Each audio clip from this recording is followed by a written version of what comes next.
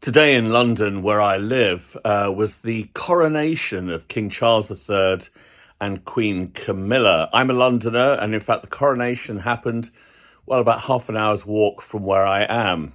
At the same time, though, there were protests in Trafalgar Square, leading to some arrests by the police, and that's already being condemned as an attack on democracy. And we are supposed to be a constitutional monarchy, but also a proud democracy with the mother of parliaments, but yet protest was being suppressed.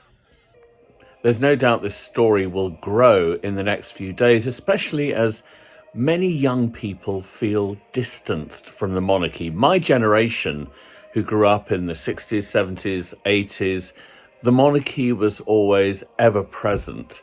But for young people now, the monarchy is way less important. The last coronation was carried by the BBC back in 1953, and the BBC was pretty much the only broadcaster.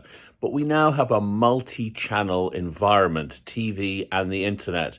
And there are some young people who didn't even know there was a coronation today. I mean, that's how you can be entirely cut off from the mainstream news.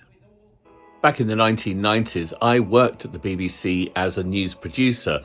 And every so often when there was a royal event, we'd think about calling the Republican movement. There was one organisation I seem to remember was called MARM, Movement Against the Monarchy. But in those days, anti-monarchism, republicanism was seen as a very fringe movement of cranks and discontents and so on. But anti-monarchism and republicanism is increasingly being mainstreamed. Younger people in particular just don't get what is the point of a hereditary monarchy. Of course, the truth is there is no point. You wouldn't invent the monarchy if it didn't exist. I mean, this is a medieval hangover, and plenty of royal families that once existed in Europe came to a sticky end or just abdicated and went away. The United Kingdom is one of the last remaining enduring monarchies in the world.